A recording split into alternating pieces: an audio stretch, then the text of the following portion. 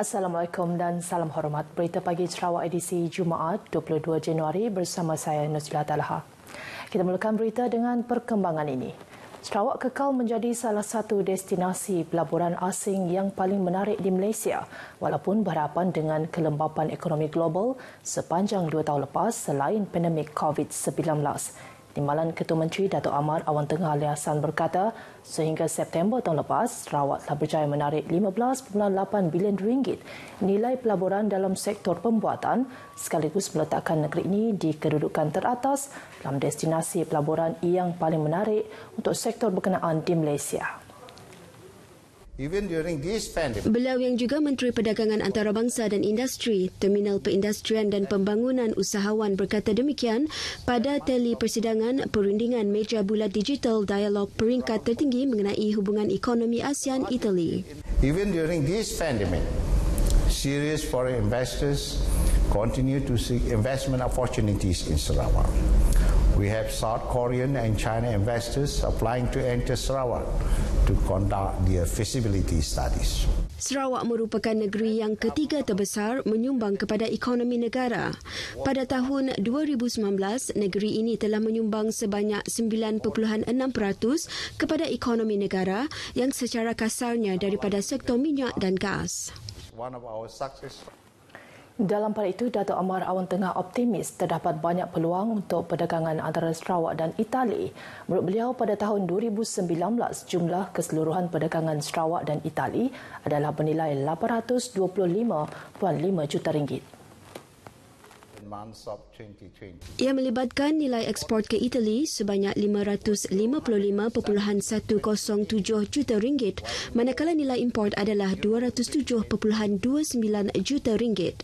Sementara itu, untuk 11 bulan pertama pada tahun lepas, nilai ekspor ke Itali adalah RM557.9 juta, sementara import bernilai RM141.9 juta. Sehubungan itu, Timbalan Ketua Menteri tersebut mempelawa lebih ramai pelabur dari Itali untuk bersama-sama manfaatkan potensi dan peluang yang ada di kedua-dua negara untuk faedah bersama. Antara kemungkinan bidang kerjasama yang beliau sarankan ialah sektor bioteknologi, bidang pembuatan peralatan perubatan, automotif serta produk-produk berteknologi tinggi selain teknologi makanan. Lembaga Sungai-Sungai LSS Sarawak dan agensi berkaitan akan melakukan kerja-kerja pembersihan serpihan kayu terapung di kawasan hulu empangan hidroelektrik Bakun sebagai penyelesaian segera. Menteri Pengangkutan Datuk Lee Kim Shin berkata tindakan ini bagi memberi ruang laluan pengangkutan air kepada penduduk dari 5 buah rumah panjang yang terjejas di kawasan berkenaan. Jelas Datuk Lee Kim Shin, 5 buah kampung terjejas melibatkan 220 pintu adalah Long Keboho, Naha Jale, Long Jawe, Long Bulan dan Naha Nyalong, selain beberapa buah rumah terapung milik persendirian di kawasan Empangan Bakun. Buat sementara ini, katanya, pihak LSS bersama beberapa agensi berkaitan telah bekerjasama dengan penduduk di kawasan terjejas membersihkan serpihan kayu untuk keselamatan pengguna bot. Antara agensi terlibat ialah Jabatan Hutan Sarawak, Jabatan Tanah dan Ukur Sarawak, Lembaga Sumber Asli dan Alam Sekitar Sarawak, Sarawak Forestry Corporation dan Sarawak Energi Berhad. Ke arah memperkasakan sektor pertanian di negeri ini, kerajaan negeri berhasrat untuk berkolaborasi dengan syarikat berkaitan. Menurut Menteri Muda Pemodenan Pertanian Tanah Adat dan Pembangunan Wilayah Sarawak, Datuk Dr. Abdul Rahman Ismail, usaha ini sebagai langkah untuk menjadi negeri ini termaju di Malaysia menjelang tahun 2030. Kita akan memperkasakan lagi bidang pertanian ini di seluruh negeri Sarawak dengan bekerjasama dengan syarikat-syarikat besar sebagai anchor company dan petani-petani kita sebagai contract farmers di seluruh negeri Sarawak, termasuk juga di Limbang. Beliau memberitahu pemberita selepas melakukan lawatan ke projek kelapa pandan di Limpaki dan projek tanaman musang king di Sibukang, Limbang. Berikutan peningkatan kes positif COVID-19 di kawasan Sungai Pelan Bintulu, Jawatankuasa Pengurusan Bencana Bahagian Bintulu pada Mesyuarat Perintah Kawalan Pergerakan Bersyarat PKPB memutuskan supaya menjalankan pemeriksaan ujian calitan dari rumah ke rumah memandangkan kawasan tersebut telah dikesan sebagai kawasan aktif kes. Menurut Ahli Parlimen Bintulu, Datuk Seri Tiong King Sing, pada petang semalam ia bagi mengesan serta menjejaki lebih ramai lagi mereka yang berisiko dijangkiti wabak itu. Datuk Seri Tiong difahamkan hasil keputusan saringan ujian calitan yang diadakan pada Selasa lalu di kawasan tersebut, seramai 10 individu dikesan positif COVID-19. Seramai 500 individu yang mendiami kawasan Sungai Pelan telah tampil menjalani pemeriksaan saringan di Balai Raya Sungai Pelan. Justru beliau menggesa orang ramai terutama di kawasan Sungai Pelan supaya menghadiri pemeriksaan saringan hari ini dan esok di Pusat Saringan Sementara di Balai Raya Sungai Pelan. Duta Khas Perdana Menteri ke Republik Rakyat China itu menegaskan bahawa pemeriksaan saringan sangat penting untuk mengekang penularan serta memutuskan rantaian wabak COVID-19 di negeri ini dan Bintulu amnya. Jawatankuasa Pengurusan Bencana Negeri JPBN Sarawak semalam memaklumkan bahawa terdapat satu kes kematian baru melibatkan jangkitan COVID-19.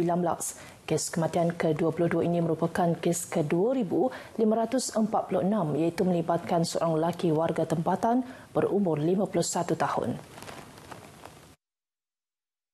Mangsa disahkan meninggal dunia pada pukul 4.50 petang Rabu lepas. Kes kematian ke-22 ini dimasukkan ke Hospital Miri pada 18 Januari kerana mengalami kesukaran dalam pernafasan.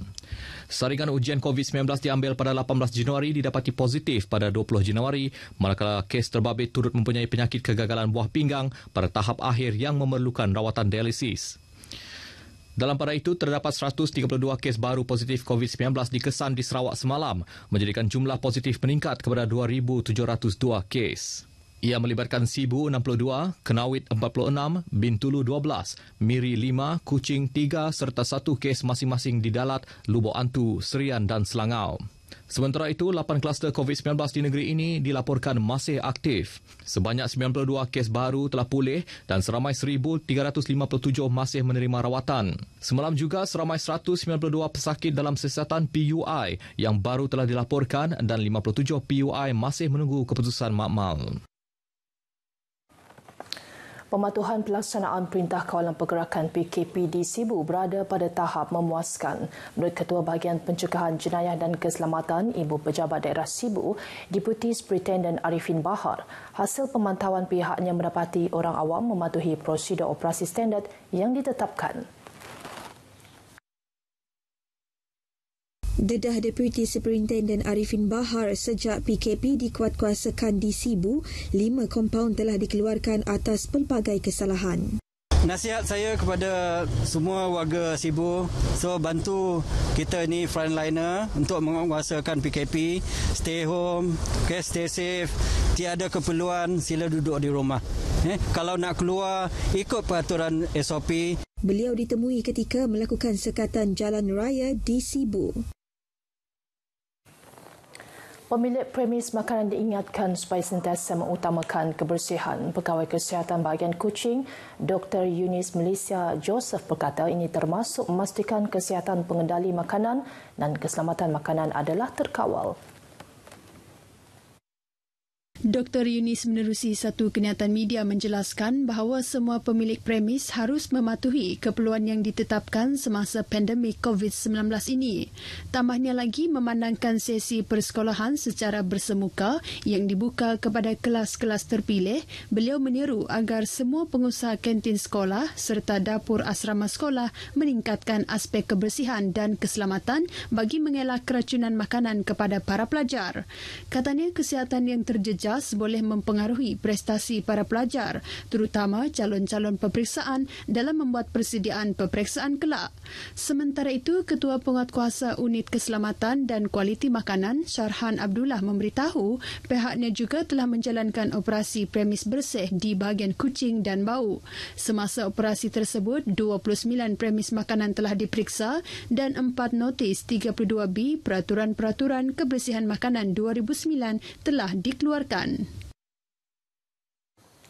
Polis Limbang mereman dua lelaki tempatan berusia 37 dan 21 tahun susulan penemuan pelbagai jenis rokok dalam sebuah kereta di kawasan Kampung Ipai dipercayai rokok seludup dan tanpa cukai. Ketua Polis Daerah Limbang, Superintendent Abang Zainal Abidin Abang Ahmad berkata, siasatan awal mendapati rokok tersebut dibawa dari Tedurungan Limbang menggunakan laluan Kampung Ipai dan bertujuan diseludup ke negara jiran. Dedahnya sebanyak 3,000 karton ditemukan dengan nilai rampasan RM300,000. Mengikut fakta kes, pasukan pegawai dan anggota pasukan Polis Marin Wilayah 5 Limbang telah menjalankan operasi landai Siri 4/2021 pada Isnin kira-kira pukul 8 malam. Turut dirampas sebuah kenderaan yang digunakan suspek dipercayai didaftarkan dengan nombor pendaftaran negara asing. Kes disiasat di bawah Seksyen 135/1/D Akta Kastam 1967. Sekian berita pagi Sarawak. Saudara terus patuh prosedur operasi standard yang ditetapkan. Jaga penjarakan fizikal ketika berada di kawasan tumpuan umum. Amalkan mencuci tangan dengan kerap dan sentiasa pastikan kesihatan diri dan keluarga dalam keadaan baik. Dengan itu, saya Nuzlat Lahar jaga diri. Jumpa lagi. Assalamualaikum.